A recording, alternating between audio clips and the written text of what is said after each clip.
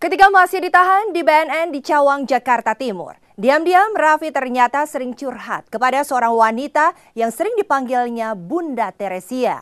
Benarkah di mata wanita anggota BNN ini, Raffi memiliki kesan yang berbeda? Lalu benarkah jauh berbeda dengan apa yang dikatakan oleh Sumirat dan Dr. Kusman? Benarkah sosok Raffi jauh dari kesan memiliki riwayat gangguan mental?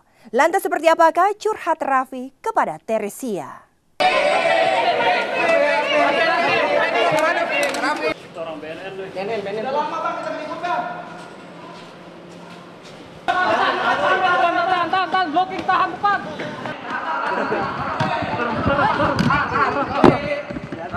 Pekan ini, inilah kisah panasnya panggung selebritis Indonesia. Dari panasnya perseteruan pihak Raffi Ahmad dengan BNN, Maya Ahmad yang kembali sepanggung dengan Ahmad Dhani, serta artis-artis yang terjungkal ke jurang perceraian. Kisah pertama diawali Raffi Ahmad. Diam-diam ketika menghuni sel tahanan BNN, Raffi rupanya sering curhat kepada Bunda Teresia, seorang perwira polisi wanita berpangkat Ajun Komisaris Besar Polisi atau AKBP yang bertugas di kantor BNN. Segala hal diceritakan oleh Raffi kepada Teresia. Hanya soal uang di tabungan saja yang tidak dibuka Raffi di hadapan Teresia. Singkat kata, rahasia Raffi kini ada di tangan wanita tersebut karena dia memang mengaku sangat dekat dengan Raffi. Tak jarang Bunda Teresia bahkan sampai menangis ketika bertemu dan menatap Raffi. Bila sudah begitu, Raffi akan menghibur dan melarangnya menangis. Berhari-hari tinggal di BNN ada kedekatan emosi antara Raffi dan wanita parubaya ini. Layaknya kedekatan ibu dengan anaknya. Bagaimana sosok Raffi selama di dalam tahanan BNN di mata polisi wanita ini seakan menjawab segala syakwa sangka tentang host dahsyat itu.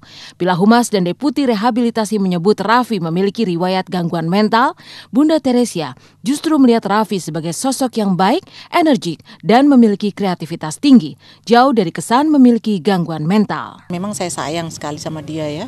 Ya bukan hanya saya sih sebetulnya, ya masyarakat Indonesia yang lain juga sayang sama Raffi. Kan dia sosok yang baik, anak yang energik, penuh kreativitas tinggi. Aduh, jiwa sosialnya pun nggak sebanding deh yang saya temuin anak-anak seusia dia itu. Pemuda seusia dia, bukan anak-anak, pemuda seusia dia. Dia sosok yang humble loh, bukan yang mentang-mentang gitu ya. Punya duit banyak, tersohor, terus dia seenak tidak. Dia sama siapa aja dihormati. Sama satpam di BNN itu juga kalau datang itu. Pak Untung, dia selalu menyapa dengan bahasa yang sopan, santun, sangat santun. Hasil asesmen Badan Narkotika Nasional, tim asesmen Badan Narkotika Nasional adalah ditemukan adanya riwayat gangguan mental, Saya tidak boleh menyinggung ke masalah itu. Kenapa semua urusan sampai di pengadilan? Biar pembuktian di pengadilan saja gitu ya. Tapi doa saya, suami dan anak-anak selalu untuk dia. Dan saya yakin bahwa masyarakat Indonesia lain juga pun berdoa yang terbaik untuk Raffi.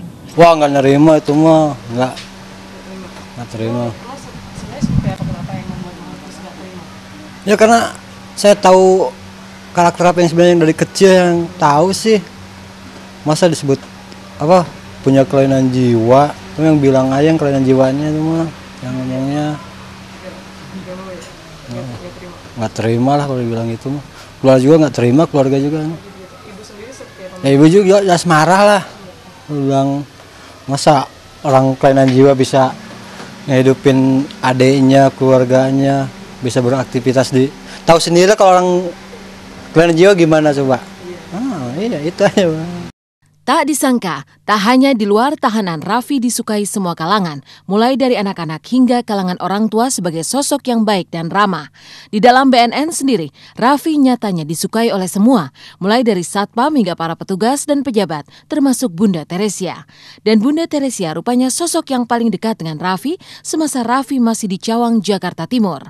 Bahkan saat Raffi dipindah secara tiba-tiba ke Lido, Sukabumi, sosok wanita ini merasa sangat kehilangan. Sebagai wanita yang telah dianggap ibu oleh Raffi, untuk mengobati rasa kangennya, Teresia akan segera ke Lido menjenguk Raffi. Kehilangan banget. Ada keinginan buat ke Lido? Mungkin nanti 1-2 hari ini saya akan lihat jadwal saya, kalau nggak terlalu padat saya mau tengok dia. Pemaksaan dari BNN, dipaksa masuk sini, melanggar undang-undang. Jadi berulang kali kembali saya bilang, Itu BNN oknumnya yang namanya Pak Sumirat itu jangan gunakan PP yang selalu dia sebut-sebut.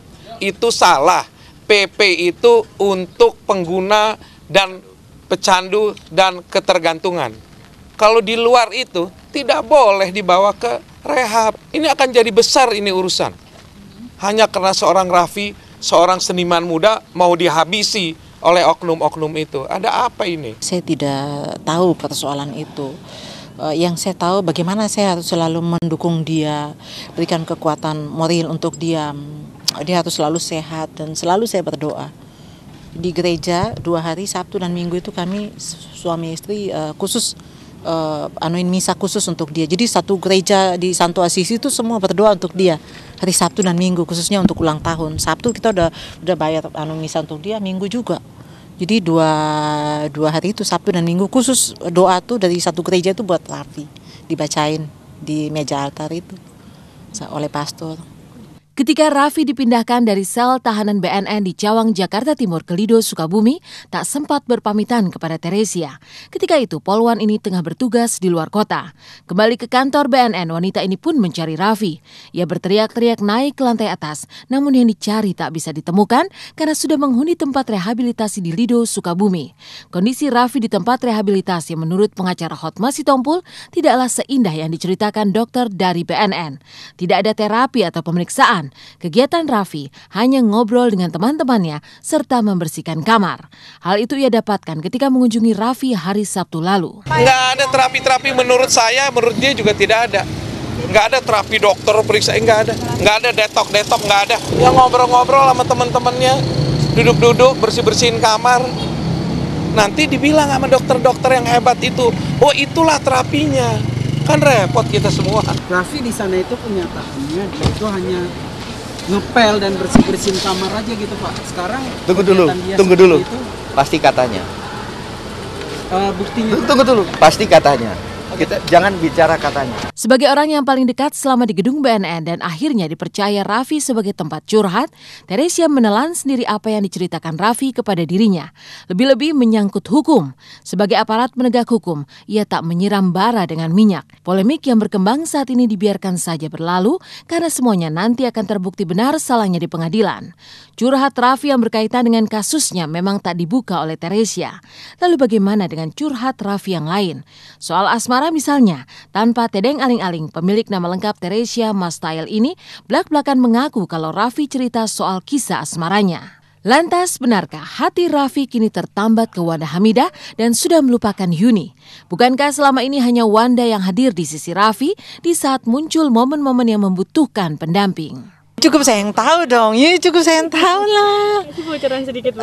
Banyak sih yang pengen tahu. Saya nggak mungkin. Saya bilang suami saya nggak ngomong soal itu. Apa aja dia bilang kecuali uang di bank yang saya nggak tahu. Itu ya. Tapi semua mesti dia bilang cerita sama Bunda gitu. Tidak perlu menerka-nerka.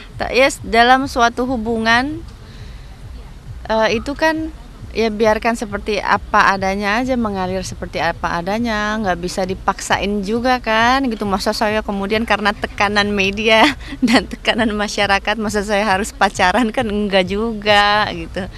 Biarlah matang pada saatnya gitu. Insya Allah, wallahu alam, kan kita nggak pernah tahu ya hubungan itu pada prosesnya akan bisa berjalan atau tidak berjalan, kan kita nggak tahu.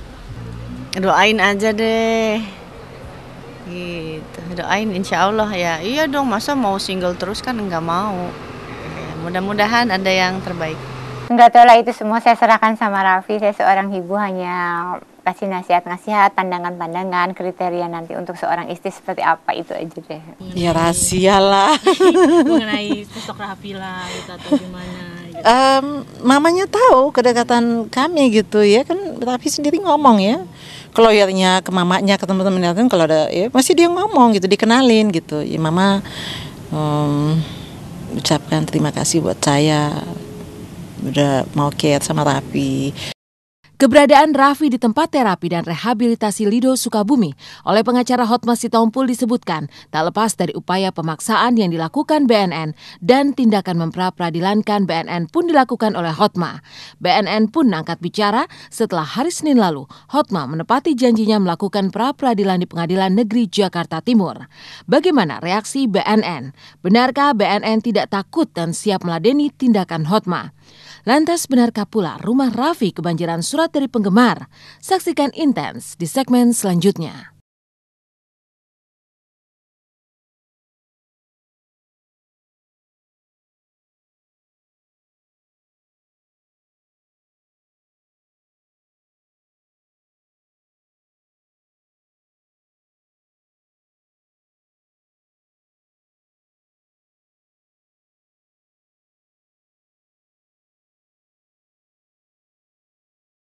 Kami ingin cepat selesai. Sekali lagi, pemeriksaan lab kenapa agak lama dari biasanya? Karena dengan adanya temuan metilon, kami memerlukan rujukan. Kami memerlukan cek ulang. Diperadilankan oleh Hotma Sitompul terkait kasus Raffi Ahmad, BNN pun akhirnya angkat bicara menanggapi pernyataan dari kuasa hukum Raffi. Kuda-kuda pun sepertinya sudah mulai dipasang untuk mengantisipasi berbagai kemungkinan. Benarkah BNN akan meladeni terus langkah dari Hotma Sitompul? Benarkah pula dukungan untuk Raffi Ahmad terus mengalir hingga kini dari para fans? Seperti apakah bentuk dukungan dari mereka untuk Raffi Ahmad?